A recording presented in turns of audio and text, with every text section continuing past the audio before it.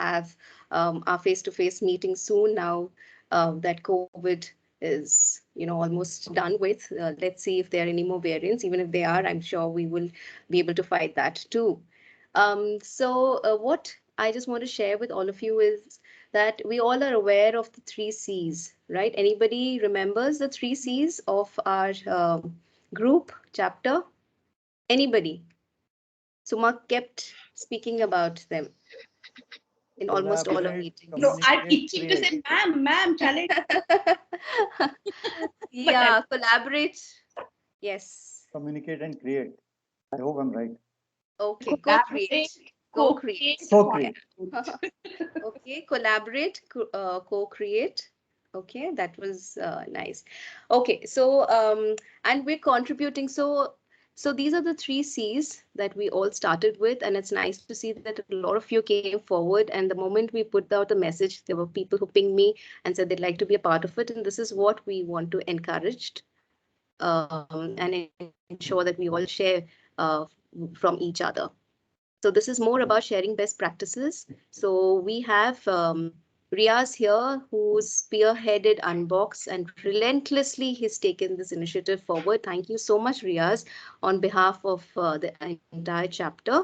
I now invite Riaz to share with us what we've been doing during this COVID period. Over to you, Riaz. Thank you, Sabina. Good morning, everybody.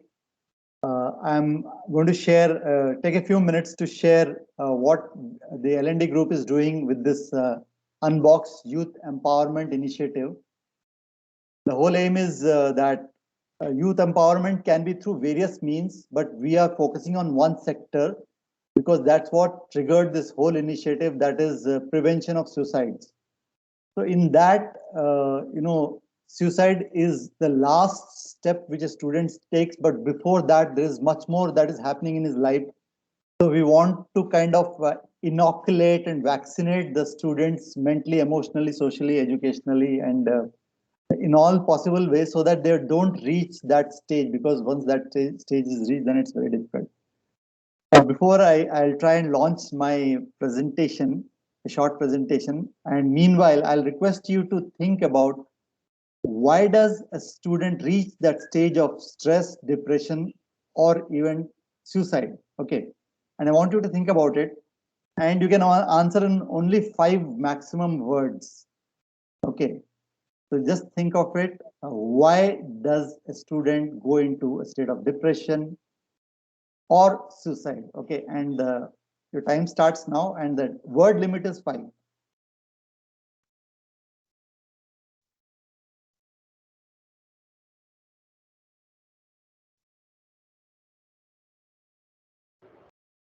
Comparison. Just a minute. Comparison.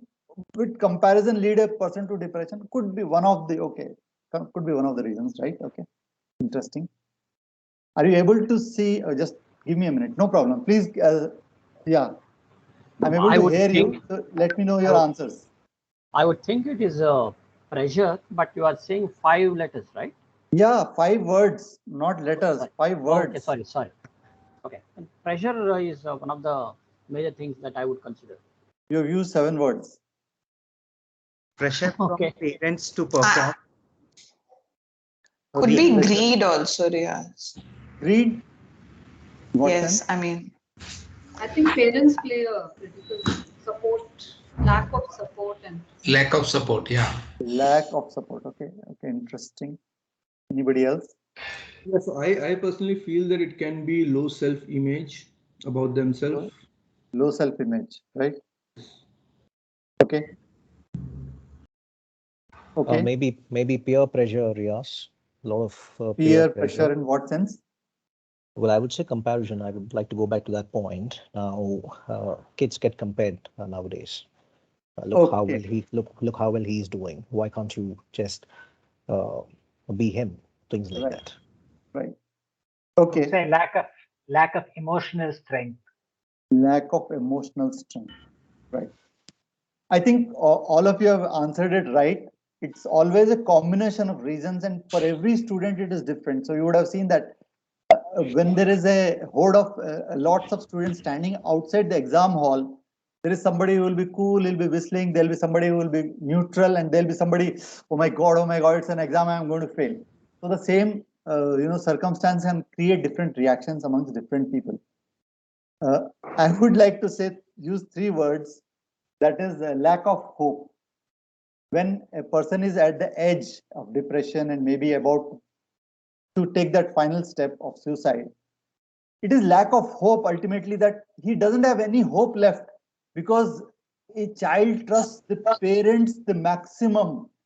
And once those parents also say कि अगर तुम्हारे 90% नहीं आए तो मुंह मत दिखाना, you know, the parents are critical in this whole issue, because friends can ditch, teachers can ditch, colleagues can ditch, no problem, a child will still be stable. But the moment parents kind of ditch a child, then the child loses hope and says that now there is nothing left for me in this world, and I need to just now quit and exit. So I mean, there are many reasons, but I would define it as a loss of hope. And what we are trying to do is create that hope, create that faith, that look, there is somebody who wants to take care of you, who wants to help you. So we are here in a small little way, that we can touch the lives of 10, 15, 10,000, I don't know. But that's what we are trying to do through this initiative, that create a hope, create some kind of support for the students, which they may or may not get from the parents or from the schools. And as you know, the schools are tied down by their own syllabus and their own curriculum, and their kind of pressures to produce results so that they get more students. That is the thing that is happening there. So that way I feel that L&D group, the vast, we have a rainbow of talent here in the L&D, people with so much of knowledge, so much of depth, so much of age experience, which we can pour this into this little cup of hope, and pass it on to the students. And we are uniquely placed to do that. In whichever way I think we can contribute is what can actually help the students, and that's what we are trying to do through this initiative. So what are our key objectives? I just want to spell out that. First is build self-worth, like some of you said, self-esteem, self-confidence, it all means the same. Two is definitely reduce stress, because there is lots of pressure and stress inbuilt because of the so many expectations and the curriculum and the career and competition and all that. And third is, of course, to prevent suicide. That is, like I said, that is the trigger point for this whole initiative. So what have we done so far? We started this initiative in November 2019, where we assembled and had lots of brainstorming. And January 2020, we took off with lots of workshops in schools and colleges. Here you can see this one of the pictures from one of our programs. Unfortunately, the COVID virus attacked the world and, of course, our program as well. So we could not continue that live classes in schools, but we switched to online mode from July 2020 onwards. We did a lot of Facebook live sessions. I'll be showing you the list of sessions. And again, hopefully now all the waves, third, fourth wave, and after the corona finally gives up and moves to Mars or Venus, hopefully we should be able to start the live sessions once again, keeping my fingers crossed and touching my table. That's what we are doing right now. What we are seeking from the members is three things. Suggestions for the type of programs that we can do based on the three goals which I have listed. Two is references for schools and colleges. If you know somebody in school, some counselor, principal, teacher, and through your connection, if we are able to reach out to the schools and do some programs and help the students, definitely that would be a great support. And third is, of course, participation in future programs. In whichever way you can, by working on the programs or being there in the classroom sessions, whichever way you can support, that would be great. So this is my mail ID and my number. I'll of course be posting this presentation on the group itself, so that in case you miss out anything, you can take a lead from there. Of course, this is not the time for discussion, so I don't have that time, but I'm just saying what we expect, and you can think over it and pass it on, post it later on. I'll be just showing you the type of programs we have been doing that will give you an idea that, okay, this is what we can do. So a range of programs to support those three goals. So these are the different types of programs we've been doing. Overcome failure, be a winner, exam stress, break the internet addiction. This was done by Gaurav. How to overcome challenge of online schooling. This was done by Sabina. This winner was done by Suma. Diverse careers, Lekha. Then mental health. Then again, we did a program with Roshni, which is a suicide prevention helpline, which is very big NGO in Hyderabad. We did a program along with them. Then exam pressure, building confidence, career guidance, spirituality. So these are the range of topics we have touched. So that's where I come to the end of my presentation. The whole aim is that with whatever resources we have, which I believe we have a lot, the mind resources, I think that's where we have a lot of wealth. We can, in whichever way, pour this in and create programs. One suggestion I have is that whenever you're thinking of programs for the students, we usually start from 9th, 10th, 11th, 12th, and undergraduate colleges. That's where our prime focus is, 9th onwards till the undergraduate. And think in terms of activity and experiential based learning, because that's how we can really impact them, touch them, make them feel and carry home those lessons. So I look forward to a lot of contribution, participation from all the members who are here, and you can pass it on to other members who are not here as well. And it's been a great initiative. Thank you to everybody who came for the discussions, who came for the classes, who contributed so far. And I'm sure once again we shall relaunch this program into the schools and colleges and do the best we can for the students and the society. Thank you so much. And now I'll close this. Thank you, Riaz, for sharing that with us. And as Riaz mentioned, that this is a CSR initiative of our chapter, so we should be very happy and proud of this initiative of our chapter, which is L&D Global Hyderabad chapter. And we hope the other chapters also takes inspiration from this, and we can roll it across. I welcome Surya. I see that Surya has joined. Hi, Surya. So for those of you who are not aware, Surya is the founder of L&D Global, and he has been instrumental in setting up the various chapters across India and other countries. Hi, Surya. Good morning. Hello, Good Surya. morning. Good morning. I think don't get to see you. Yes. Okay. All right. So, Surya, we've met a couple of times. I think when we had the face-to-face sessions, we've met Surya, and hopefully we should be able to meet Surya. Hi, Surya. Hi, nice to see Hi, you. good morning. Hello. Hopefully we should get to see you in one of our Hi, face-to-face everyone. sessions again. Hi. So he's the man, the founder of L&D Global. Thank you, Surya, for starting this. Perfect. All right. So now we move on to the next section. So as we Just all, one. yes. We have Purna also. Purna is from the Bhubaneswar chapter. He's also joined our meeting. Earlier we had Keshav from Chennai. So nice to have you on board. Good morning and welcome to our chapter meet. Hi, guys. Welcome to our chapter. Thank you, Suma. Thank you, Suma. Welcome. Good evening. So now we move on to the next section. Yes, as we all know, books provide knowledge, and books a world of imagination. We get into a creative space. We have Padma Kumar with us, who is an author himself. So Padma Kumar is going to lead us in this section, the book review section. Over to you, Padma. Thank you very much, Sabina. Thank you, Suma, for this kind invitation. And I'm happy to be with you all this morning. Now, as we start off, I would say before I really introduce the book that we are going to review today, I must say that it is a matter of great coincidence that between what Riaz talked about and the book that we are going to review today, there is a very close connection. It was not planned that way, but as they say, sometimes universe works in very interesting ways. And we will discover how the book is closely related to the phenomenal effort that Riaz is putting in terms of this unboxing initiative. So let's get started.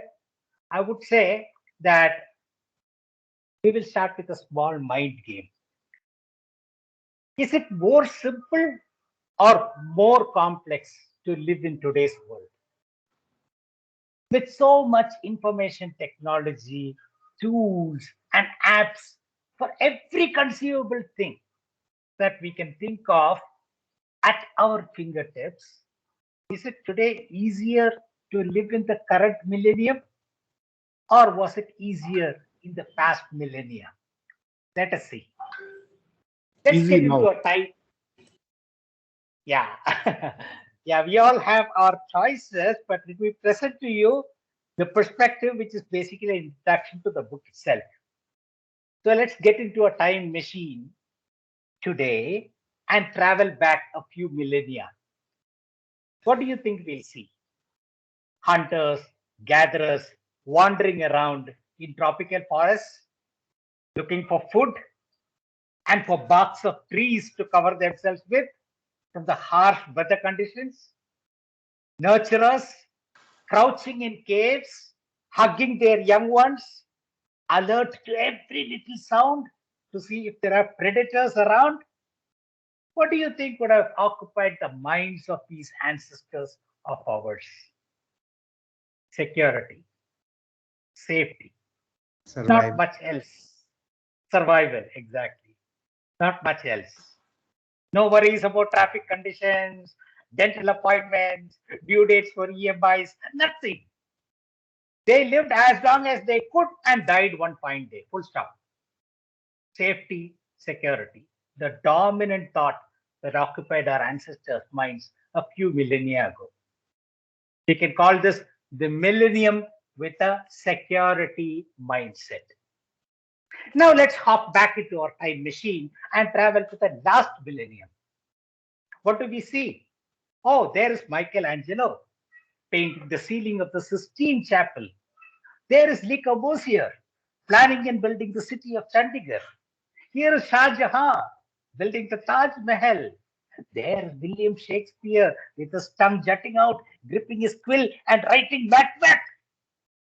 Aristotle, Ashoka, Alexander, Ambedkar, palaces, churches, temples, bridges, monuments, skyscrapers, constitutions.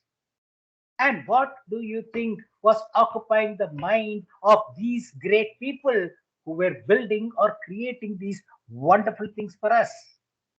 Leaving a legacy behind to last beyond their lifetime. Maybe we can call this the millennium with a legacy mindset. Cut to the current millennium.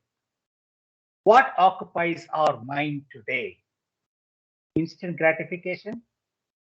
More success than others around? Winning at any cost?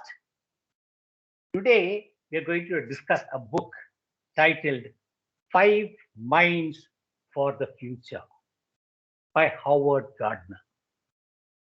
Incidentally, many of you may recognize that this is the same author who taught us that intelligence is not just a single attribute. There are multiple intelligences such as musical intelligence, mathematical intelligence, verbal intelligence, visual intelligence, financial intelligence, emotional intelligence, and so on. Read more about that in the book Frames of Mind, an excellent book. But today, we are going to focus on Five Minds for the Future. A very powerful book by Howard Gardner. This book guides us on how to develop our minds for these beautiful times. And that is where the connection with what Riaz talked about comes in. The mind resource, as he called it so beautifully. How do we really equip our mind with the right resources so that we can live in these times? Let's see what Howard Gardner has to say. He talks about 5 minds that are going to be crucial. One, a creative mind that breaks new ground with fresh thinking and innovative ideas. Progress depends on creators rather than on experts, says Howard. Progress depends on creators rather than on experts. A creator is motivated by uncertainty, surprise, and continual challenges rather than by order, equilibrium, or closure. The second is an analytical or synthesizing mind that selects information from multiple disparate sources and arranges it to make sense. Today, we all know that there is no premium for remembering things. We have gadgets that fetch us the information that we need instantly. A mind that can represent an idea in many ways. A mind that can represent an idea in many ways is much more talented than a mind that knows more and more about less and less. In other words, super specialization. The third mind that Howard Gardner talks about is a respectful mind that values diversity of thought and focuses on collaboration. Sometimes people show respect in public settings, but revert back to stereotypical jokes and backbiting in private. Or they're politically correct towards a certain group just because that group has been subjected to mistreatment in the past.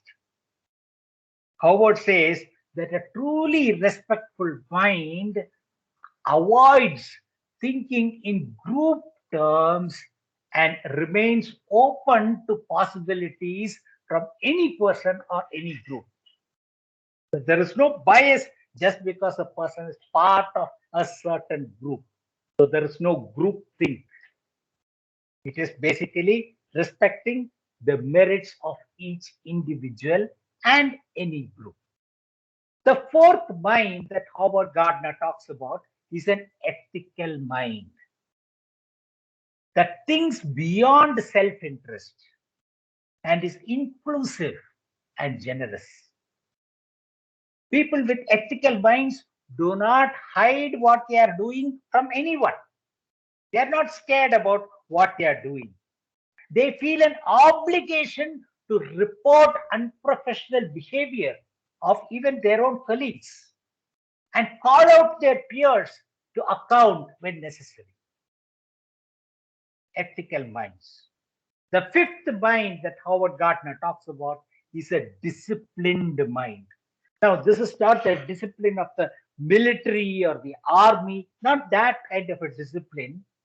This is the discipline that masters at least one area of work, like history or math or science or law or medicine or finance, but thoroughly and comprehensively.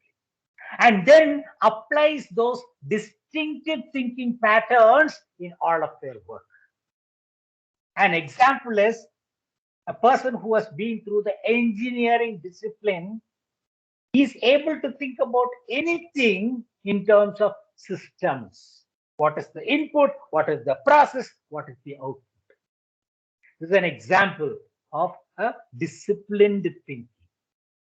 Howard Gardner calls these five as the pentad of minds. The pentad of minds. These are crucial in a world marked by hegemony of science and technology. Hegemony as in prevalence everywhere of science and technology. Global transmission of information very, very easily. Handling of routine tasks by computers and thereby a big threat to jobs that do not really bring in creativity. And an increasing contact among diverse populations thanks to all the connectivity that we have established. An easy way to remember all these five minds is an acronym CARED, C-A-R-E-D. Creative, analytical, respectful, ethical, disciplined. CARED. Now, when we tune all these 5 minds consciously and carefully, we reach a stage that can be called the pinnacle of being human. Friends, each one of these minds may be known to us, but in tandem, these 5 minds, explained so beautifully by Howard Gardner, really create magic. Here is wishing you a happy reading of this wonderful book. Thank you very much. Back to you, Sabina. Thank you, Padma. Thank you so much. I'm sure all of us would look forward to reading this book if we've not already read. So nicely explained. And that just got me curious, and I'm sure a lot of people would agree with me. Thank you, Padma, again for that. All right, now we move on to the next segment. So, as we all know, technology obviously is an integral part of our lives. And we have Dr. Vineet Gera here, who's going to speak to us in the section of Tech Talk. Over to you, Dr. Vineet Gera. Thank you, Sabina, and namaste, and welcome all the members of LND Group Hyderabad chapter. I hope I am audible. Yes. Yeah, great. Okay. So I'll just share my screen.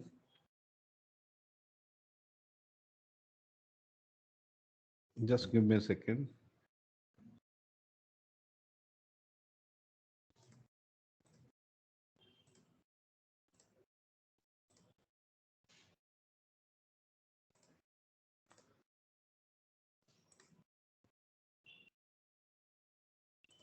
Okay, is my screen visible now? Yes, it does. Great. Thank you. So I'm Dr. Vineet Gera. I'm helping people to write books. So I'm author coach primarily. And the technology what I'm using is in order to provide my coaching program to my the upcoming authors. So let me start with a small game. Right now I give you 30 seconds time. Can you count down the total numbers on this slide? 30 seconds time quickly. Just you can unmute and let me know.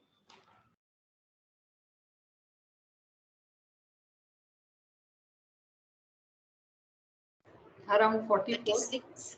46, 42. Anybody else? 44, I think. Yeah, 45. 44. Okay, 45. Okay, now where is the problem? Because some words are small, some are big, right? So it is possible that you can count some, number again. What if I do with the same slide something like this, then something like this, and then something like this, and this?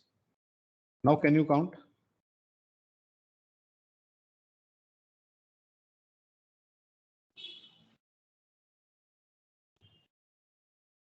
Yeah, 45. Yeah, it's easier. 45. Right. So each of the box is having 5 numbers. 5 into 9 is 45. Simple, right? Now, what was the difference between the previous slide and this slide? In this slide, I have added a frame basically. Now, once you add frame to something, now this is what we call framework, right? And it works. It makes your task easy, right? Now, same in the online coaching system, online training systems. And I'm talking from the perspective of the L&D professionals, those who run their own training programs and sell their training programs to individuals, right? Now, in this entire ecosystem, what all we need to do is the first thing what we need to do is the marketing, and then we need to take care of our operations, right? So in the marketing, the very first step is to create awareness. We need to tell people that this is what my product or services is, this is what my offering, and this is how you can get benefit out of it. Ultimate aim to generate awareness is to generate leads. All right. Now, it can happen with the paid medium, it can happen with the organic medium. Paid mediums is like running the advertisements on your Facebook, Instagram, LinkedIn, etc. and you can have some lead magnets, like you can offer them a free ebook, register on my website and get this ebook free, and then they provide you their email ID, then you can nurture, and then ultimately you can invite them to a free webinar or a free learning session, and from there you can finally convert them as a customer, right? So this particular portion of marketing, what all we need, one is a website from where you will be generating the leads or capturing the leads. Another thing what you need is the advertisement campaigns, if at all you want to go ahead with the paid campaigns, and your presence on social media, right? Facebook, Instagram, LinkedIn, YouTube, wherever you feel comfortable. So these two three things which are required for the marketing part. Now once a customer is converted, now you need to take care of the operations, because now you need to do the delivery of your training program. So first and foremost things what you need is a learning management system. So it can happen on Invanto, it can happen on Teachable, or so many different systems are there. So any one of the system you can choose. Earlier I was using Teachable. So the approximate cost is $29 per month if you pay yearly, $39 per month if you pay monthly, right? So that's the one expenses. Another thing is, because now you have your customers, and through your learning management system they can watch your recorded videos, but ultimately you need to provide them some support, like weekly one live Q&A session, or maybe twice in a week. For that, you need something to conduct your live sessions. The most preferable and easy to use is the Zoom. So you can take the paid version of Zoom. Starts with $15 per month, and if you take webinar model of that, so another around $55 you need to add per month, right? Now once you have LMS in place, once you have your Zoom in place in order to do your live sessions, so ultimately you need to bring them together as a community. It can happen as a Facebook group also, or if you want, you can have your closed communities like Mighty Networks, etc. So from there it becomes like their personal space wherein they can interact with each other, they can do the chatting, they can do their posts. So it's all a part of keeping them engaged with the system, right? Also you need an email system for both the purposes, in order to shoot the emails to your existing customers. Also you need this email system for the marketing purpose, because once you are generating the leads, then you need to further communicate that so and so date I'm doing my live webinar, I'm doing my live learning session, etc. So for that you need the email marketing system. So many different options are there, right? From Mailchimp, MailerLite, Aweber, so many different systems are there. Earlier I was using MailerLite, and for a because there are few email marketing system which are charging you on the basis of number of unique contacts you have in your list. There are few those who are charging you on the basis of volume of the email sent, all right? So according to your requirement you can choose any one. So I was comfortable with MailerLite, so I was using it. So for a list of 35,000 unique content, you need to pay around $120 per month. So that's the cost of email marketing system. And also you need to have a payment gateway in order to accept the payments. So these all are the requirements for this. So as I told you that earlier I was using Teachable for this as a learning management system. For live sessions, I was using Zoom. For community, Mighty Networks, and for email system, the MailerLite. And for payment gateway, I use InstaMojo and Razorpay. Both are good. Charges are same, 2% plus 3 rupees plus GST is their charges, right? But now, what I've done is I've migrated to a new system. I'll just stop this screen share, and I show you live. Just give me a moment.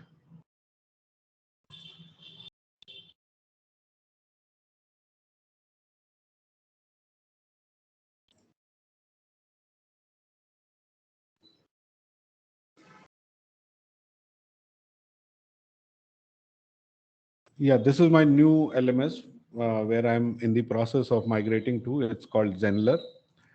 I found it useful because it has got all the systems in a single platform.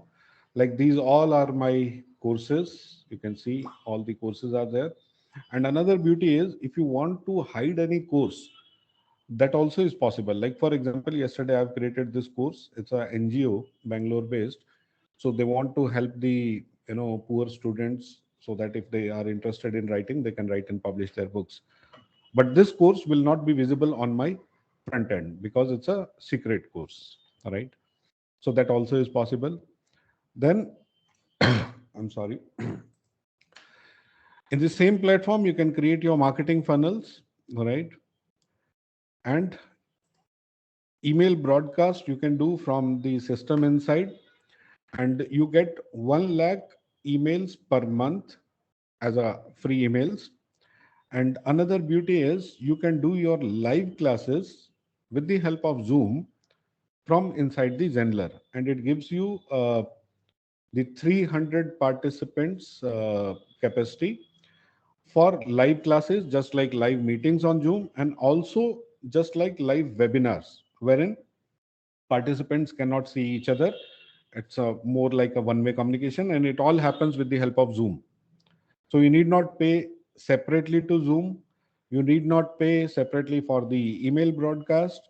You need not pay separately for the uh, LMS. So everything comes in a single platform along with the communities. However, I am not using this particular feature as of now, but yes, you can also develop your communities here. And same way, like a Facebook group or the Mighty Networks, you can nurture your communities. Communities can be created only for the people, those who have enrolled for your courses, right? So that's what I'm using. And charges, I tell you, for this Zenler, I'm paying $657 per annum. So around 4,000 rupees per month it costs, but it saves my rest of the cost. Like I'm not paying to Zoom now, I'm not paying to MailerLite, I'm not paying to Teachables now, right? So just within 4,000 bucks, I get all the features here. So if you want to try, you can also try. You can go to viditgera.com/LMS, and there you can, just try this.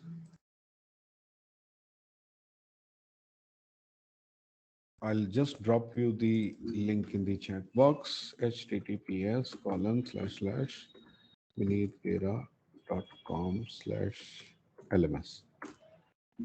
So you can just do a small sign up here, do the free trials, and then later on, if you want, you can go ahead with the purchase, right? So thank you so much. I had this thing to share because this is a new implementation which I've done. So I thought it will be useful for the L&D professionals, those who are running their own coaching programs. Thank you so much. Thank you. Thank you so much, Vineet, for sharing this and sharing the digital training ecosystem and introducing us to this platform, Zenler. And I must say, you very painstakingly took us through the details, and we really appreciate that. And also for sharing this link. I'm sure we'll find it really useful. I think we'll share this in the group if you give us permission. And we'll also mention that in case somebody wants to have a free trial and experience it, they can do so. Thank you so much, Vineet. And that talks so much about one of the C's, which is contribute. So thank you so far, Padma and Vineet, for taking time out today. We now move on to our growth stories segment. I'm sure we all have some story or the other to share, so we thought we'd like to have this segment, and three of our colleagues have come forward. We have Samirendra Nath Totem, whom we fondly call Nath.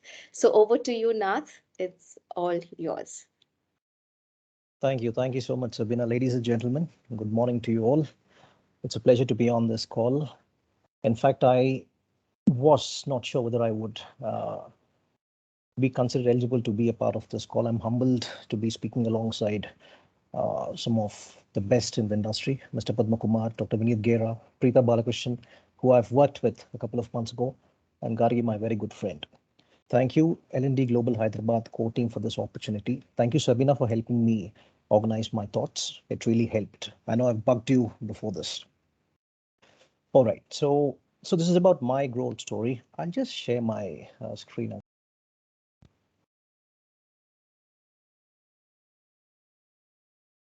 Okay, so I just named my story Growth is Internal, a collection of experiences I've had in my 39-year-old life.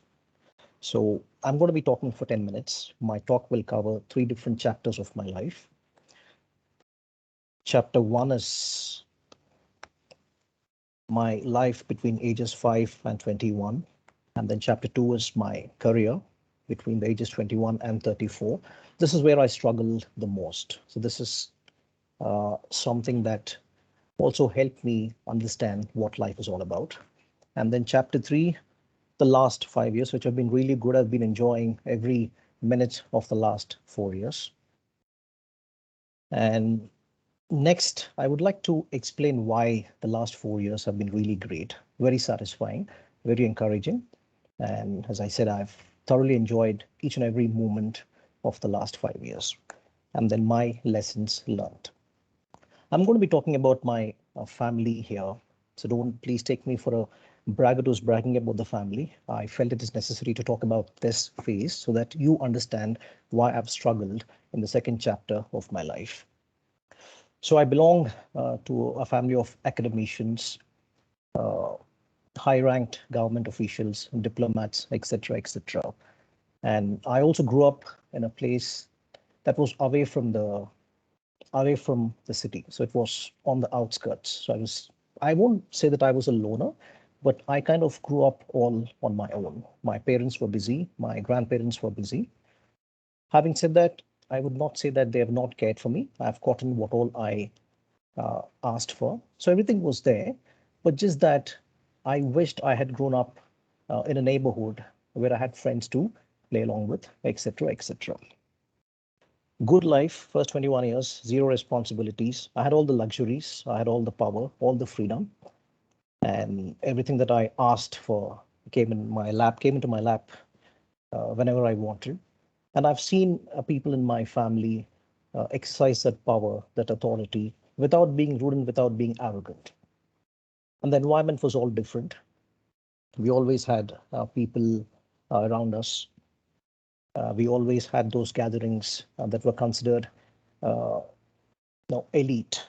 Again, very modestly, I'm saying don't take me for somebody who's trying to brag about the family. Just to explain to you in a better way, I'm talking about all these things. And then 21, I finished my college. I went abroad for my higher studies. I've done my master's. Everybody thought I would settle down there, but I came back because I wasn't enjoying that life. And why I wasn't enjoying that life is because of the life I led in my early stage. And then I came back, I started working. I picked up a job in Hyderabad. And then the next 13 years were not so pleasant, but I must say that I've learned a lot. Now, this phase had to happen. If this wouldn't have happened, I probably wouldn't have been where I am right now. Having said this, there's a lot more I need to achieve. So my first job, very early in my first job, I reached great heights. A lot of people said they're impressed by my capabilities, by my presentation, etc., etc. And I was successful. I think in 3 or 4 months, I reached a stage where people looked up to me on my very first job. So that gave me some arrogance. I mean, I was never rude. I never looked down upon people. That is something that was never taught to me by my family. I had 2 things in my life. One is the family advantage. One is the family disadvantage. Now, family advantage is things came to me naturally, be it speaking to somebody, or be it social etiquette, or be it social standards, or be it striking or holding conversations with strangers. All these things came to me naturally because of those first 21 years. And family disadvantage, with all due respect to my parents, my grandparents, who have taken very good care of me, who never promoted the concept of arrogance or rude behavior or looking down upon people, etc., etc. With all these things also came a little bit of arrogance. And for lack of better word, I would like to use ego, a little bit of ego, and the feeling of superiority. Because what I wanted, I got without any struggle. Now all I had to do when I needed something or when I wanted something is just ask, and that'll be in my lap. So I never struggled for anything ever. And I was the most pampered kid of the family because I was the first. And my grandfather, I mean, I was his pet, and he held high offices, and he made sure nobody would ever say a word to me. And he also made sure I am given the discipline that I need to learn. So the arrogance or the ego or the feeling of superiority didn't quite help me when I started working. I succeeded, I failed. I succeeded, I failed. And one thing which happened in all the organizations that I worked for is me getting into conflicts. So little things mattered the most to me. And conflicts is something I really enjoyed because I always felt that I have more than what people around me have. And that was the first mistake that I uh, ever did, that feeling of superiority. Again, I was not rude to anybody. I was not, I never looked down upon people, but then there was that little bit of arrogance in me that made me feel that I'm the best. I've got everything. Okay. And when somebody tried to teach me something, I never listened because I always told myself, oh, I know everything. No, I've got that background, etc., etc. Little did I realize that that background became a baggage on my shoulders, which started weighing very heavy. And then somebody said something to me that I don't like. It could be right, but if I don't like it, I would argue. I mean, I was very fond of arguing. Let me admit, I was very, very fond of arguing because that gave me some sense of satisfaction. And then, I fought for many things while it was not even, while a fight was not even needed then. But I never realized. I learned through failures and all of that. 2015 is when I joined an organization. I again succeeded. I reached great heights and I was doing very well in that organization. And then it kind of uh, again made me, a little. I mean, it gave me that confidence or overconfidence that I can do anything. I don't need to be taught. Nobody can teach me. I can do whatever I want to do. Okay. Now, success comes to me effortlessly, is what I believed in for a very, very long time. Little did I realize that success is just an event and not, something which happens without efforts. Now, there is a difference between success, you achieving success, and you staying successful. I achieved success a lot of times in my life, but I could never stay successful. I went up, I fell down. I went up, I fell down. And then failure after failure. 2015 to 2014 to 2017 were, I wouldn't use the word worst, were very testing years for me. But if I hadn't had those years in my life, I probably wouldn't have been what I am today. Personality. I'm not talking about my position or my designation, etc., etc. The personality I have become today is because of those 3 beautiful years. They tested me quite a lot. They taught me quite a lot. They also gave me some wonderful lessons. They brought me back to ground. They've also told me that there are many other people around you who are as capable as you are and who are more capable than you. Just look around here and there. There's a lot of learning available free of cost. Now, in all these years, there was one question I asked myself regularly. What do others have that I don't? Answer came back very, very quickly. I have everything that others have. I can speak, I can make friends, I can gel well. I have no social awkwardness, etc., etc. But this answer never helped me. I could never spot my gray areas. I could never understand what is stopping me from staying successful. That's when I changed my question. What do I have that others do not? Then I got my answers crisp and clear. Yes, ego, which I always thought I didn't have, but I had. I had rigidity. Oh, why should I bend? Oh, who are you to tell me what to do? I know everything. Oh, my father is this. Oh, my grandfather is this. Immaturity, feeling of superiority, judging people. If somebody cannot speak the way I spoke, oh, okay, not my type. And then the baggage. I always considered my father's or my grandfather's or my mother's success as my own, which was absolutely wrong.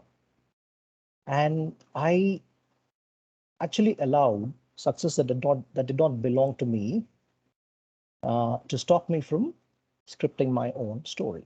So this was all the realization phase. And then my 35 to 39, wonderful years, beautiful years, professionally very successful. I've at least not had a single conflict in the last 4 years. I have led a very satisfying, a very peaceful life in office. Well, this is all about my office life. My personal life, 5-star rating. Oh, never had any problems there. I lived on my terms. I lived the way I wanted to live. So no complaints about my personal life. Everything was absolutely perfect. It was all like clockwork. This is all about my professional life. Now, why were my last 4 years different compared to the uh, previous 13 years? I think a lot. Well, a lot of people say that, again, my own experience, a lot of people say that overthinking doesn't help, but it actually helped me understand who I am. It helped me uh, decode my personality. I started talking to myself. What am I? What is my behavior? What is my pattern? Okay, how do I react? When do I end up saying more than what I'm required to say? So I thought a lot. I still think a lot.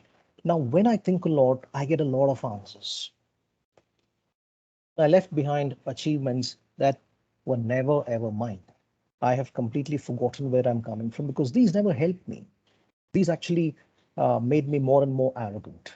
These actually gave me that ego that was ruining my capability, ruining my potential.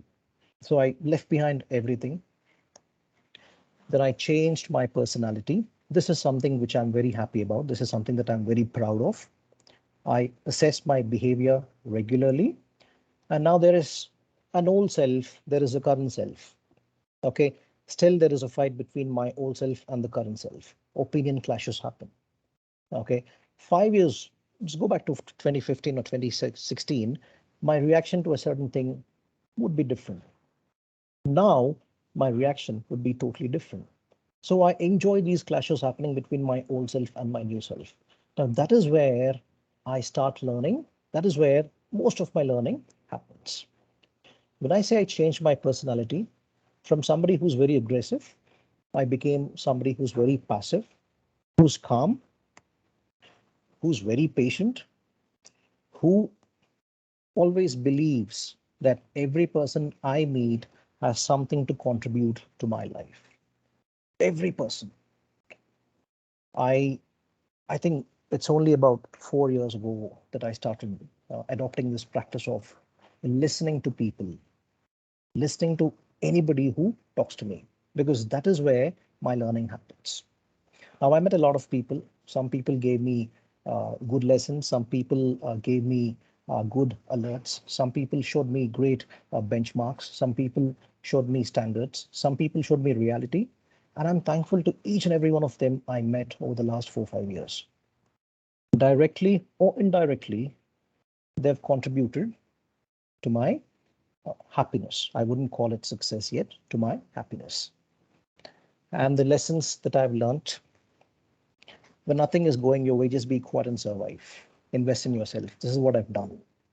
Before, when nothing went my way, I mean, I would really get anxious. I would fight. I would fight. But now I think I'm okay with it. I'll just be quiet. I'll be in my own bubble for some time. I focus on myself, my interests, my hobbies. Cycling helped me a lot. I've taken to cycling about 3, 4 years ago. So that is something which keeps my stress away.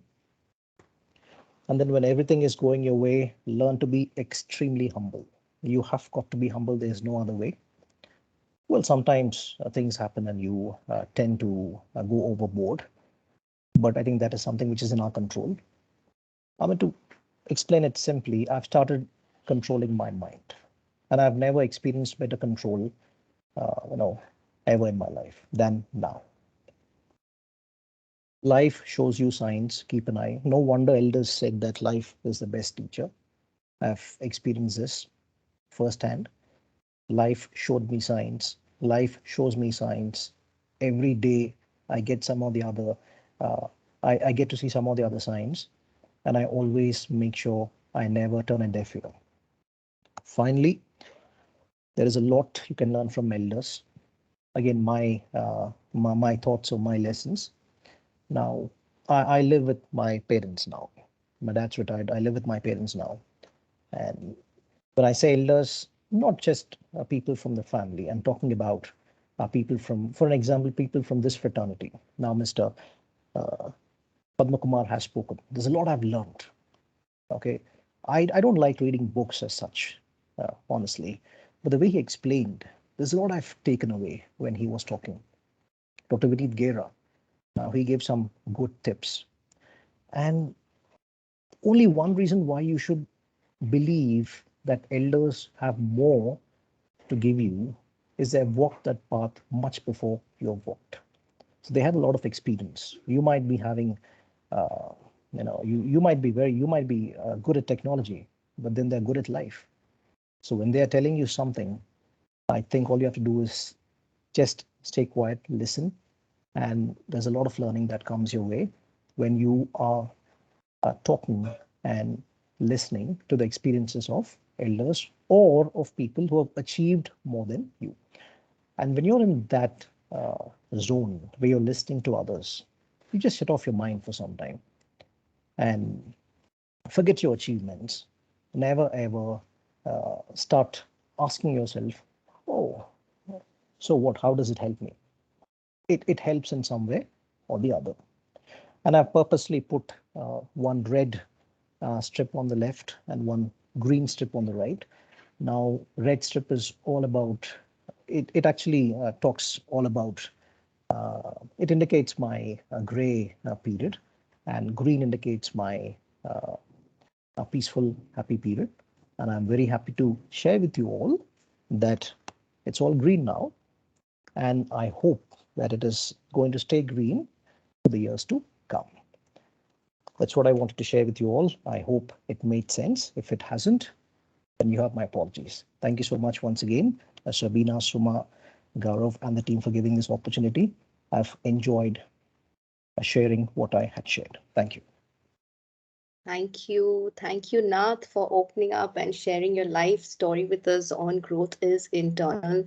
I'm sure many of us can take a leaf or two from your story. Thank you once again for the courage you demonstrated, Nath, in sharing this with us. And we really appreciate it. All Thank you so more, much. all power to you. Thank Okay, you. and Thank you so much, continue Sabina. to be green for the rest of Absolutely. it. Absolutely. Okay. No doubt about it. Thank you so much. All right, so we now move on to the next growth story. I invite Preeta Balakrishnan to come forward, and it's all yours. Yeah, hey, thanks, Sabina. And before I start off, I would really want to ask you how to share my PPT. I was just looking at the place from where I There's a need to. button So, yeah. on the extreme top right. If you can see that button there, it's got a arrow. It says share content. I've not been able to. Top right, near the leave button, Preeta. Near the leave button, there's a top right. You see an up arrow. Yeah. Next to the mic and the camera. Okay, there. Let me just look at. I'm sorry about this, all of you. No Just, issues, Preeta. yeah. Take your time. So I think I'm not able to find that. Rita, just roll over your mouse on the screen. Okay. You And will that's see. actually my story, this is how my story starts, by the way. Okay, roll over my mouse on the screen and okay, there I go. Yeah. Close to the So mute there's button. some problem because yeah, there's, show device settings, show meeting details, enter full screen gallery, large gallery together mode, show background effects keypad. That's all I can see. I don't know. Yeah, so I'm not sure Rita, where. Are you on Windows 10? Yes, so maybe it's not available, is it? So it's No, fine. no, What? it's available. It's available. Windows 10, you come to the bottom part of your screen, Zoom screen, Okay. and there will be a floating menu that will appear when you come to the bottom part of your screen. I'll share a pic with you, Preeta, on your phone. Yeah. Just look at it. Sure. Yeah, In just that floating, if you find one square with an arrow pointing upwards, you can I've click sent that you a and pic. Yeah. Go ahead, Padma. yeah, you can click that square with the arrow and share your screen. Did you find the floating menu, Rita?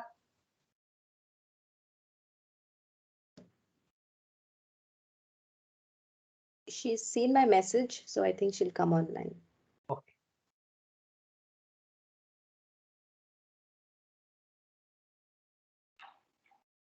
This reiterates what Samar just said, right? The signs that life keeps showing us. Every moment is a learning. Yeah, absolutely. I think Actually, many I can see it, facilitators but the problem is that the share button is not enabled. I can see it now, but the share button is not enabled. Gaurav, can you help with that? Or let me see if we can share it. You can start, Preeta. Yeah. Share Okay. that link. So I'll share it with Gaurav. yeah, so actually that one is an old one. I've made certain enhances to that presentation. But it's okay. I guess let me start off and thanks each one of you and Sabina and all of you from the L&D team. And like Samar said, being a part of this presentation and having invited, for this presentation is itself like sort of very humbling, in that sense, being with Padma, Dr. Vineet, and each one of you here. Sabina, of course, I've known her for a while now. And Padma and Sabina, we also did certain certifications together, and so it's been wonderful. And this is, in fact, I've been wanting to present for the L&D chapter, but something or the other happened, and this time I said I should do this. So with that, let me just start off, with my story. I would like to start off talking about, my mom, and see, this is something that I also share with people when I make my presentations and webinar presentations. So it's very close to my heart. So I remember a time when my mom used to actually add marks and tell people that her daughter was good. That is me. I was good. Okay, and this was somewhere in my toddler years, I guess. And at that point of time, I really don't know what I went through. I mean, I don't remember what I really went through. Was it good? Was it bad? But they were, so it was a little unpleasant for sure. The feelings were unpleasant for sure, because if I got 21 out of 30, obviously it was not enough. I had to get more, because there's nothing to it's not to blame my mom, but to bring an aspect of the wiring that it did in my mind, because this whole thing that I got to know was much later in my life, that it had such an impact, right? Because though I have a wonderful background, right? I have 20 years of experience. I've worked in, various MNCs. I've got a lot of certifications, but there was always self-doubt. And this is something that I would, which I realized much later. I mean, my last stint was with Deloitte. I was with their L&D department. And, to think of it after my vision got crafted, and I'd like to thank each one of them in my journey, Maua Gurti, my digital mentors, and so many of you all, whom I've learned with. Um, Whenever you make a presentation, whenever you're unsure of things, right? Now I realize, like, you make it very well, and then at the end of it, you're saying, okay, is this enough? Do I have to do more? You go on asking this with either your colleagues or whomever you trust. And what I realized today is that was because of what started off way back when I was a child, right? And of course, today I run a business called Align Your Brain Training and Consulting, and I've positioned myself as a women's metamorphosis kind of a coach or an independence coach. It might sound very fancy, but it's been a sort of a journey for me. And of course, I also do training. And my vision basically is to help 100,000 women become self-reliant. And okay, this vision has an emotional connection. And it's linked to the story that I started off talking about, about what my mom did. And I'm sure she didn't do it with any kind of a negative intention. We all have grown up. I've matured. I've done a lot of things with myself to be what I am today. But the vision, the reason why I'm saying this vision has an emotional connection is I really understood when people did not sort of feel good about themselves, because that's something that I went through from my childhood days, probably whatever 10th, 12th, whatever things that you go through. And this, in fact, helped me in my whatever stint doing HR. I've worked with Intergraph India Limited, IV Comtech, GE, Infosys, Deloitte, and today running my own company, having serviced various industries like banking, pharmaceutical, automobile, IT industry. And the way I started off, my company also was not with the intention of starting a company. It was more like, okay, let me finish my coaching hours and things like that. But coming back to my emotional connection, it was that I could easily, find out when people sort of didn't feel good about themselves, and that helped me in my coaching process too, right? So I'm actually not seeing, okay, so you can move on with this. So, okay, I didn't see that this was, yeah. So, yeah. So my coaching journey, in fact, this I've changed it into my training and coaching journey. That was, those are certain changes I made in my presentation, because let me start off with how, it all started. Of course, as I said, I have around 20 years of experience, worked in various corporates.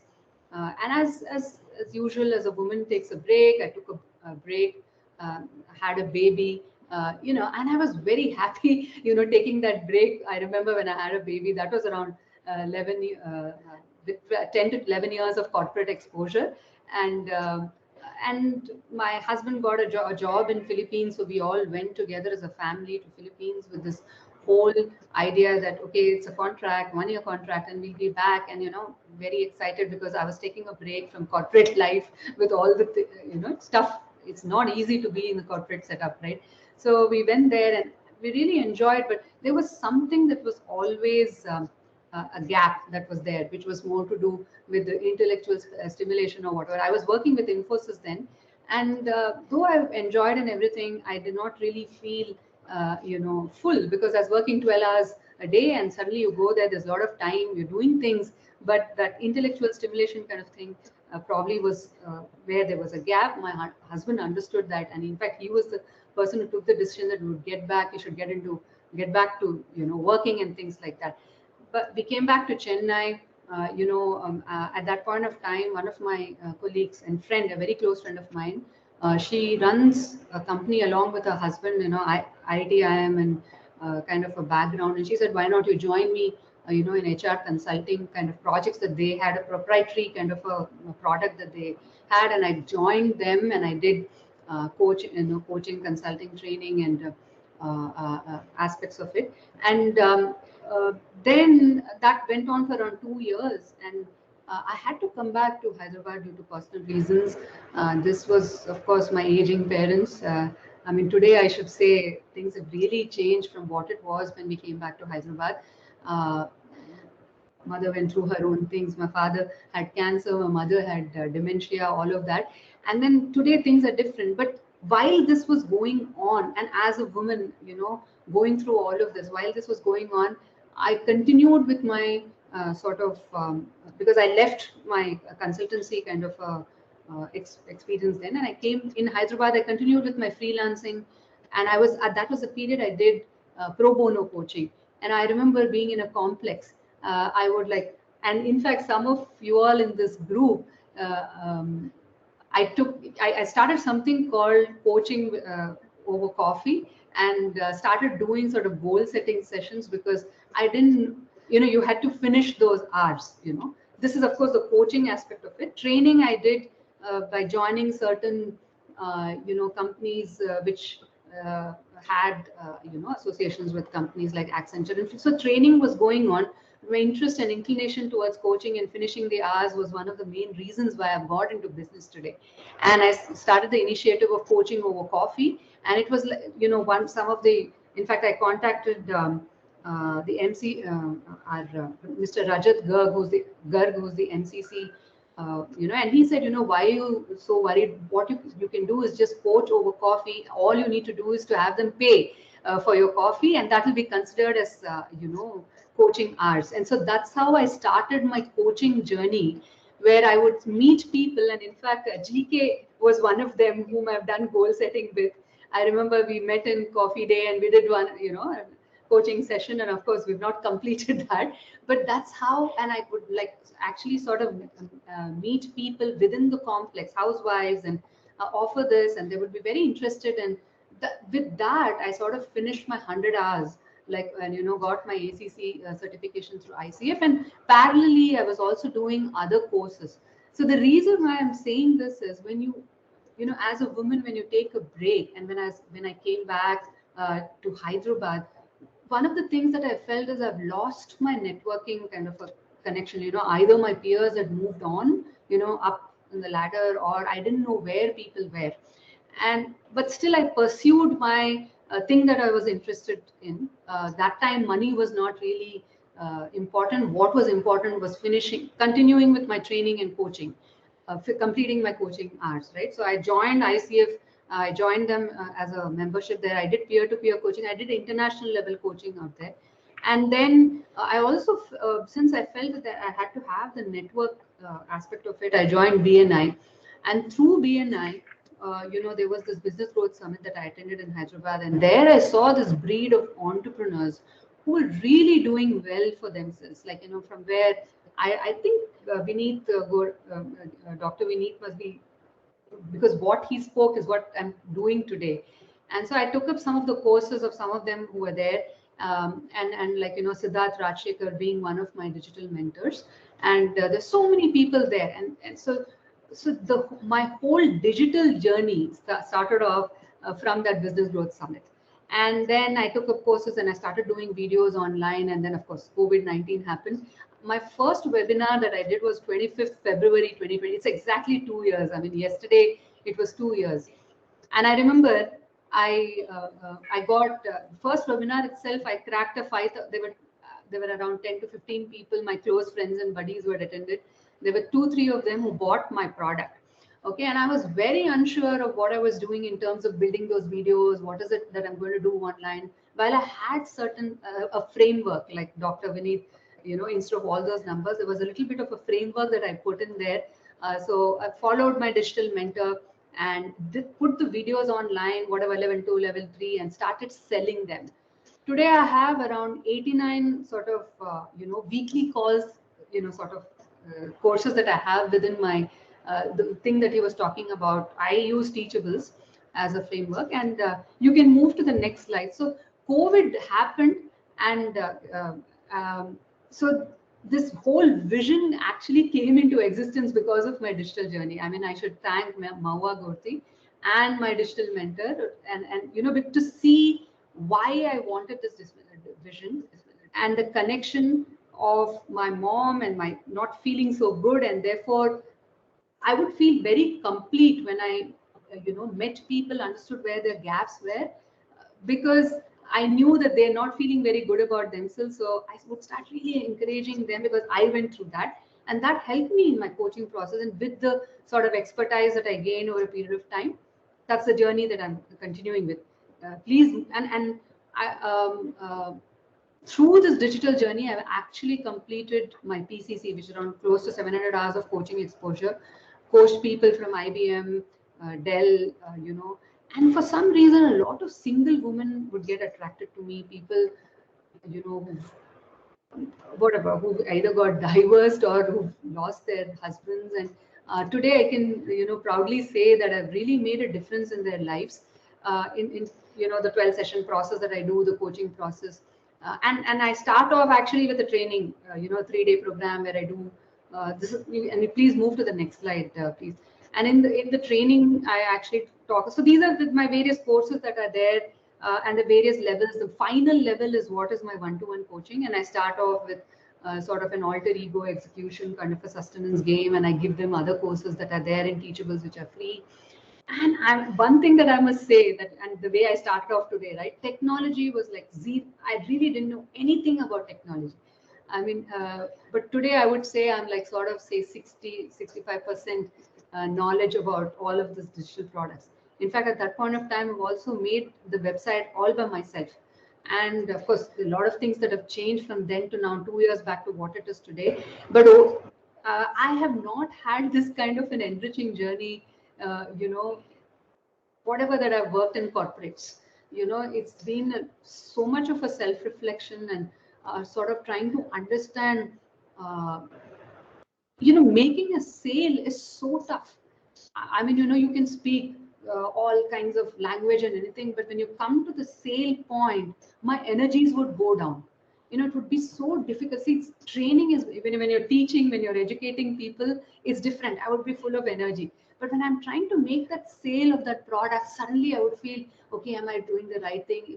What are people thinking about me? Is it good, bad? All of those. I mean, working on that constantly. I think this 2 years, whether I've earned the buck or not, has been a really sort of a self-reflecting journey for myself. Today, I can make the presentation. I'm not really bothered about what people think about me. That's one thing. You can please move to the next, because I've got really hit in. This is, of course, my courses and everything. You can move on to the next slide.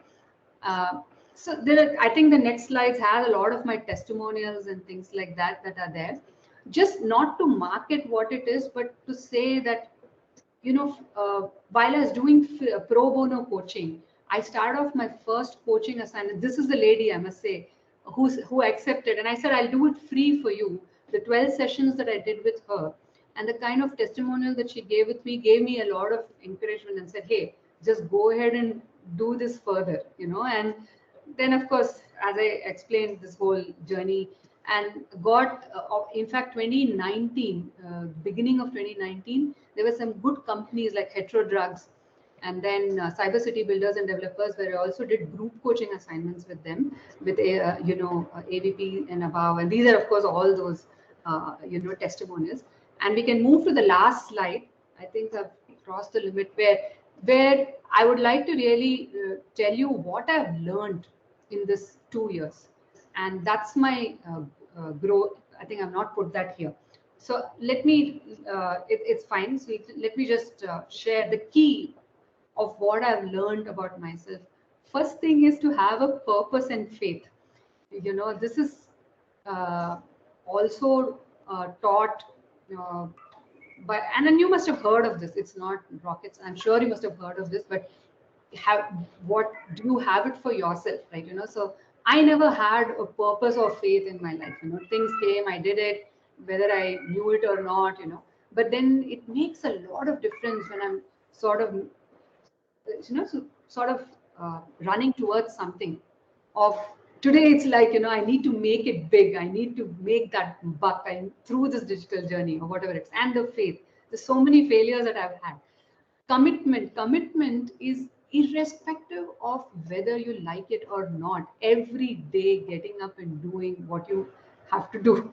That is the second thing that I've learned. Third thing is consistent calendarized efforts. Okay, and fourth thing is having a mentor. Now you may say, there'll be so many mentors that you will come across, but for me, this is my learning. If you follow one and if you just give it all to that person, saying, okay, this is the one and this is whom I'm going to follow, and you follow that person blindly, it's only a question of time that you'll reach there. So these are the four things that I have learned the past 2 years. And thank you so much, and that's all I have to share.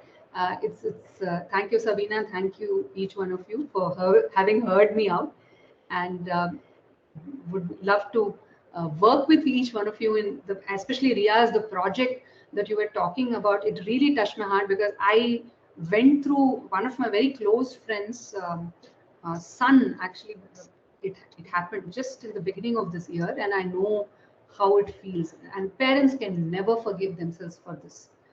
Just imagine what they would have. They are still, and they can never forgive themselves if something like this happens. Definitely would want to contribute towards that project. Thank you Right. so much. Thank you. Sure, sure. Thank you, Preeta. We definitely can catch up offline on the project and how we can contribute. Thank you for sharing your personal story and manifesting your vision through this digital journey. How beautifully everything is coming together and we're able to relate to each other. I'm sure we would have related to your story as well and the learnings you shared, like your commitment and having a mentor and the efforts that we need through a calendar. Thanks again, Preeta. We now move on to our final story, which is from Gargi Chakravarti. Over to you, Gargi. Thank you, Sabina. Thank you, Suma. Thank you, Sabina. And thank you, team, for giving me this opportunity. And uh, I, I think it's been quite some time I've spoken in a large forum. I think it's close to 3.5 years. And the last one I spoke was in Toastmasters, during Toastmasters. I mean, I was pretty active during Toastmasters. I mean, while I worked with an organization called Invesco, and Padma knows it very well. So, so pardon, I mean, excuse me in case if I just sound like a disaster. So that's, I mean, I want to tell you all that in case if I sound like a disaster, please excuse me. Okay, well, I don't have anything to present as such because frankly speaking, I haven't made a presentation. And okay, I'll start off. So traditionally in India, all of us seek, you'll get to know, as in by I speak, you'll get to know what my topic is all about. So traditionally in India, all of us, what do we do generally? We meet when we meet people or when we meet elders is uh, seek their blessings at the first, I mean, at the very first instance when we meet someone is seek their blessings. And the first thing what we get to hear, I mean, irrespective of the religions, because I'm a Hindu, so we get to hear something called as Dirgha Aishman Bhava, and or live a long and healthy life, 100 saal jiyo. And if you're not married, they say get married soon. And if you're married, and if it's just been one day after your marriage, they say Suputri Bhava, Suputra Bhava. So yeah, that's how we seek blessings. And I think now when it comes to my generation, I'm a mother of a toddler. I mean, she's just 1.5 and 5 years old, 1.5 years old. So I think at this, I mean, our generation, I don't know how is it stated in Sanskrit, but I mean, I think we'll, rather than saying live for 100 years or live for 150 years, I think we would just say live a fit and a healthy life, look good, feel good, have your BMS at the right place. Because I know it's sad, but because jo dikta hai, wohi bikta hai at the end of the day. So now you must be wondering, why am I talking about all of these? I'm talking about sizes and shapes and BMI in this forum. That is because there is a correlation on why am I talking on sizes and shapes. Because there is a correlation with my personal and my professional life at the same time. So I am Gargi Chakravarti, and from the time I have started understanding things, started understanding people around me, I always made sure I mean, I was always keen and cautious on my looks and how I present myself. So even as a teenager, if I couldn't fit on any, I mean, if I couldn't fit in any of my dresses, be it dresses or jeans or anything, I would starve for 2 days and see to it that I fit in to that. So most of us, I think most of the girls, we do that. So, and the basic ingredient is keeping ourselves fit. And if, for me, at least, it was keeping myself fit, especially when with my height, I'm just 5.2, let me tell you, which is not under my control, but always having a proper BMI is what I always try to, work on that, be doing acro yoga, swimming, jogging, walking. I always, manage to have a check on my appearance. So, but life at its every stage, it starts at every stage of life, there's some challenges you have to face, especially when I had to start a family after 5 years of my marriage. And it was willingly, and I was up for it, and I knew that I knew it that right now what happiness I want is to be a parent and to start to start this beautiful thing called parenthood. And I didn't realize that it would hit hard on my work-life balance. Yes. So the first 5 months of motherhood was just beautiful. I enjoyed it to the fullest. I was at my mom's place and we were pampered. And one day I and Adhya, my daughter, we were just standing in front of the mirror. I carried her in front of the mirror and we kept adoring ourselves like we used to do always. I observed that how drastically I have changed. I meant my appearance. So yes, it didn't. I didn't appear like I would earlier. I would appear earlier. So I felt like I'm no more fitting into that same mirror like I did all my life. So and I felt what have I done to myself?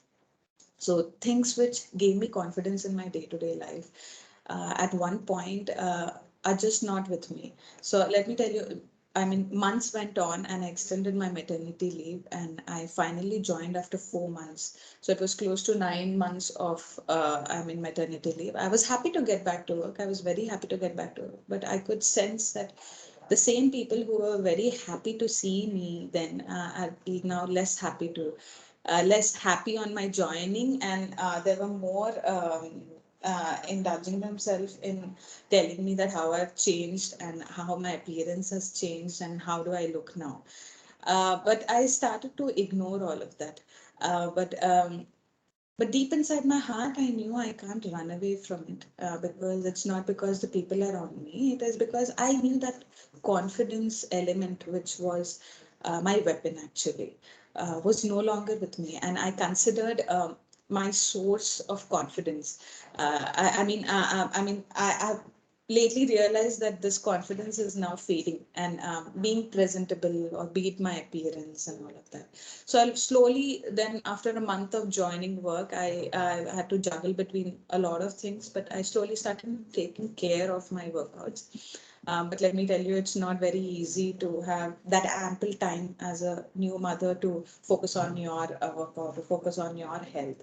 And I have that little traditional mindset in me, and I decided not to wean not to wean at least till my baby she attains 1.5 years of age. So I couldn't, give up on my diet. So my diet was something I could not compromise with.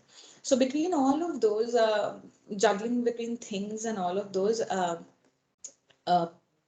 my appearance and my work and all of this, uh, I forgot where am I and why am I even here? Why did I even join back work? Uh, why, at the first place, why I have been hired by this organization is my skill set. Yes, my appearance did, it did, it did have a very small role, but not all of it. So, and I decided to leave back on things which are not in my hand and move on.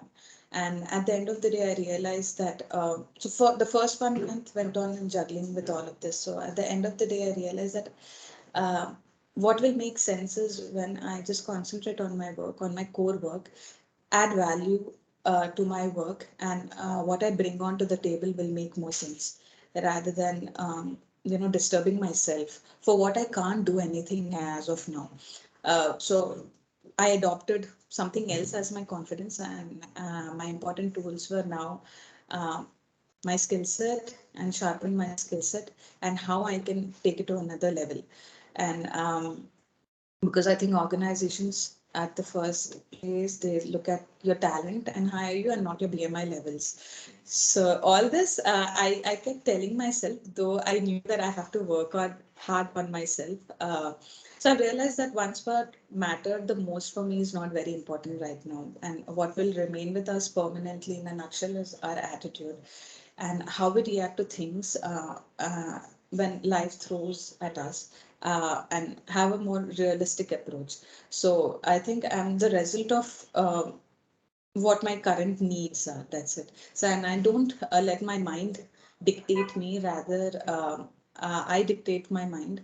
And having said all of that, I'm still working out on myself, on my appearance, and on my looks. It's just that for now, I want to be more realistic and not be more harsh on myself, like I did for the last 2.5 months. So I think all in all, why I decided to speak about this topic is if I open up and I see some nice smiling faces like I'm doing right now, I think it'll help me absorb better, and I keep reminding myself that Gaki, that's okay, and you don't have to be too harsh on yourself. And you've been hired for something, and you better do that job properly. And that's a this is just I mean, a journey, and I'm sure the day I again get back to myself, I will say that yeah, it was very hard, but I might just change my words and mince my words then.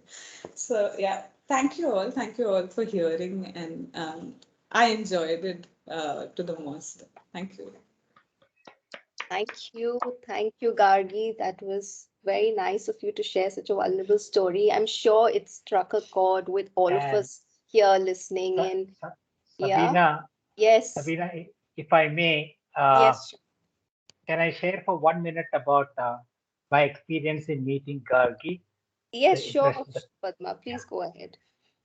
so, I mean, I listened with interest to her story, but very rarely in your career do you find somebody right at the first instance to develop a healthy curiosity and a great passion for learning more. She was responsible for coordinating a program that I was conducting. She sat through the entire program, and immediately after the program, stayed on to discuss about possibilities of coming and sitting in and listening to other programs that I would conduct for other organizations. And normally, when such kinds of requests happen, I mean, try to see if the person is really sincere about the request. In terms of Gargi, for the next about 2 months or so, we had constant interactions. And I must say that she started off on a very high scale in my assessment in terms of being able to handle things. And of course, with the vulnerability that she shared today, I'm sure she has learned quite a lot of lessons from the Yes. experiences she has gone through. But I am very sure that she will handle the, whatever minor confusion that may be there in terms of importance of looks and things like that, and very Right. soon settle down to something that is really substantial and value adding. All the Abs best to you, Gargi. That Absolutely. is Thank so you, sweet, Padma. Padma. So sweet. Thank you.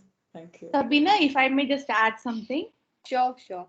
In fact, all of us in the core team, we take credit for having, organized the event and so on and so forth. But the theme for today's meet was entirely Sabina's. She's the one who came up with the growth stories. And, my perception of growth stories was, during COVID, I did this, I did that, ye, falana, dhikana, all those things. And suddenly when I'm listening to the stories, both Sabina and I, we've been chatting on the phone also, So we've been thinking, it's touching the heart so much. Each of the stories of vulnerability and how we came across and how we conquered our vulnerabilities and stuff.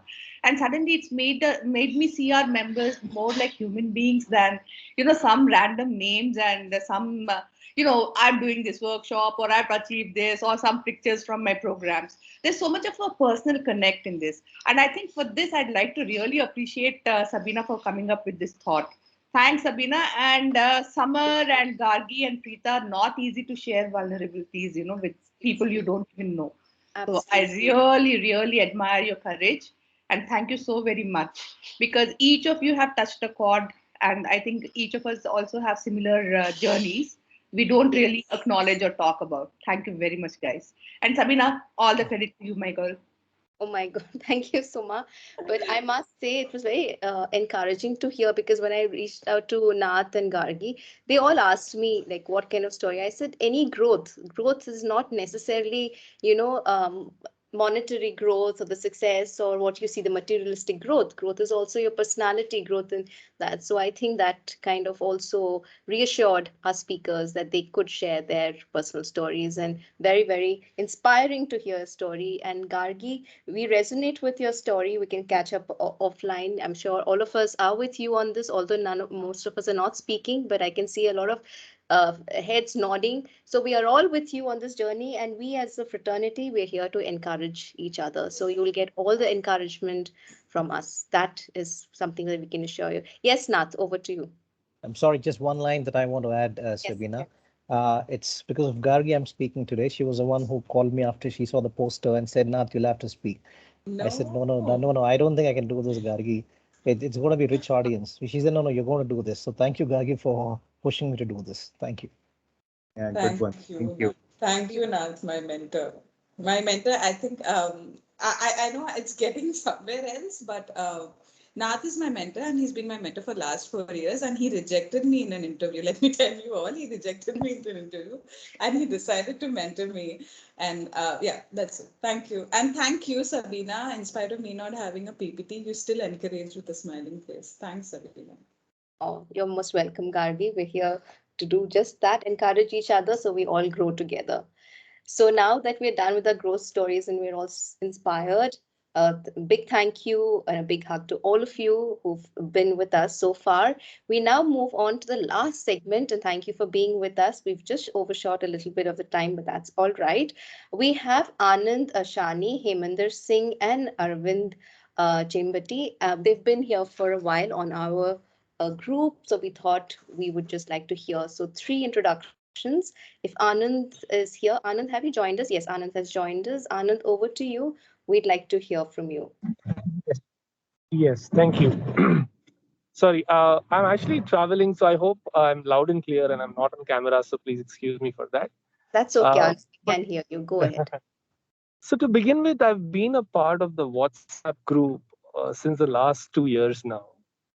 And, it was a fervent desire to be a part of a group that I can relate to, resonate with. And I think today's session just did that. I think kudos to everybody. And Sabi, I've heard your name way too many times today. But yeah, I think it takes a lot of courage. So I'm not going to labor that point. But today, as for me, I think I feel much closer to all of you while we've not met and any of that has not happened. But the fact that I feel so much closer, right? And that's what I was looking for. As for myself, I think born and raised in Mumbai, my first job in Hyderabad outside of Mumbai was with Wells Fargo, and currently I'm working with DBS. Um, I think if you had to ask me what is that one thing I could have done differently with my career, none whatsoever. I was able to relate the story, so pretty much on the same line. And I think last 2 years have been humbling. But thanks once again. I think I am going to connect with all of you in different capacities. But thank you very much. I think last 1.5, 2 hours has been well spent, and what a start to my weekend, right? So thanks all of you. Thanks a lot.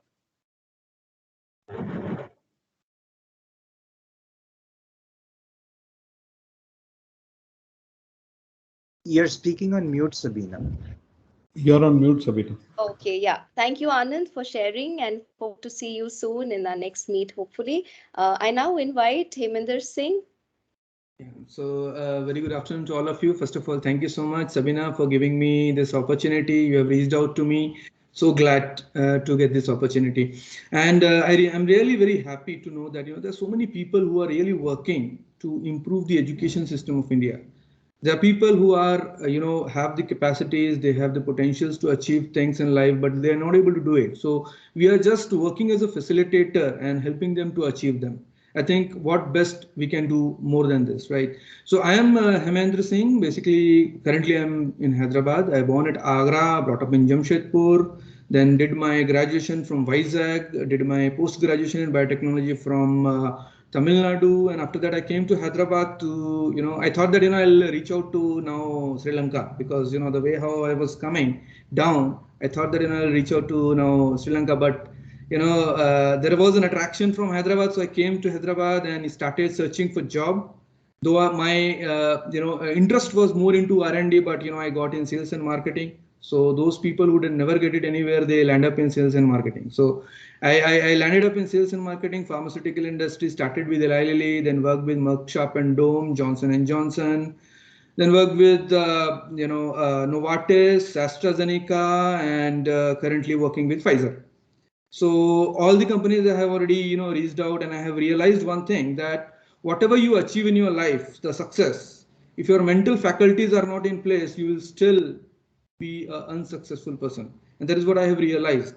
I've seen people who have reached greater heights in their life crying like a baby, that I am not able to achieve what I wanted to achieve, and I'm living my life with anxiety and fear. I actually got panic attacks and anxiety when I was in Bangalore. After getting promotion, I went to Bangalore. Then there was an interest which just came within me, that I should learn something about how to equip ourselves to deal with uncertainties which comes in our life. And there is one thing which I wanted to share with all of you. If you see a candle, you can see the flame, right? When you are sitting in a room, the flame will be there and it will not flicker. But when you go out, it will start flickering, and suddenly, it will just blow off. Why? Why this will happen? It happens because of the wind which is there outside. Now you cannot control wind, right? But you can definitely control and protect the flame which is there in the, the candle. And that is what I realized, that people today are suffering because of their own self-image. They think because of the experiences they have had, in their experiences they have had, they have started thinking that that is the truth, and they have started believing in that. Then I gone into a deep. I thought that this sales and marketing will not go further, because that's not my passion. So I wanted to do something in learning and development. I wanted to really help people to achieve. So my mission is to help 100,000 youth achieve happiness by self-transforming themselves, right? So currently, I am doing every week, after taking some time from my busy schedule of my office. On weekends, I am educating people, helping them to achieve.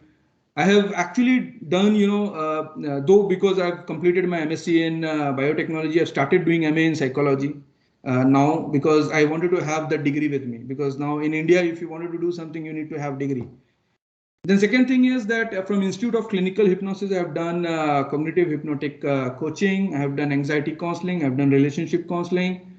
So all those things, and then law of attraction, and then Ho'oponopono, and all those things I have done. I have got training from Siddharth Rasikar, so I have heard from Prita also, that she is also from his community. Got a lot of learnings from Bob Proctor, from Brian Tracy, Blair Singer, John D. Martini, all those. So my only intention is to help people become happy by improving their self-image. So that's all from my end. Thank you so much for giving me this opportunity. Thank you. Nice to hear you. So this session has been done just to, for this reason, to know our members better, and we're getting to know now. Thank you, Hemant, this time. We now have the last guest on our Know Your Members. Arvind, are you here? Arvind, yes, Arvind is here. Arvind, over to you. You may introduce yourself. Thank you, Sabina. Hello, everyone. Namaste. So I'm in the L&D field almost But so far, we passive numbers and that are we considering the numbers as Arvind, your voice, sorry to interrupt, Arvind, your voice is not clear. Do you want to speak with your video off? Maybe that might help us hear you better. sure.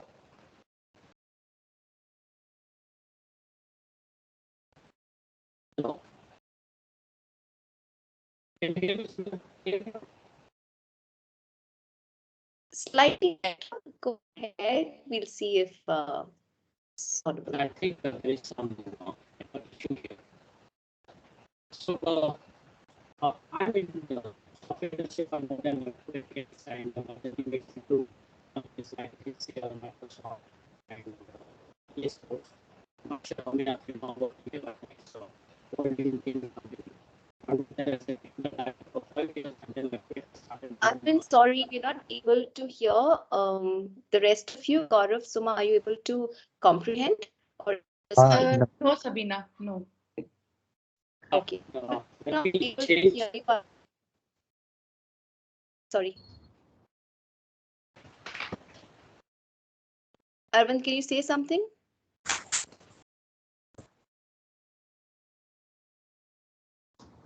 Okay. Arvind, maybe there is some connectivity issue. Maybe we'll have this the next time around if we're not able to hear you this time. Is that all right with you, Arvind? yeah, no problem, Sabina. Okay, okay, great. Because we're not able to understand a thing. So thank you, Arvind, for taking time to join us. We'll definitely have you on board the next time we have a meeting. So we come to the end of this program. Thank you all for your time. And there was a lot of learning, and the weekend, like some of you said, that started very well, well spent. And we hope to have more such programs, and hopefully we should have the face-to-face one the next time around. All right. Any last words from any one of you? Most welcome. Others, we can sign off. I want to thank you each and everyone who attended. Thank you so much for your participation. Thank you. Thank you. Thank you, everyone. Thank you very much. Thank you. Bye. Bye. Thank you, Sachin. Bye. Thank you all. Thank you. Thanks, Abhi.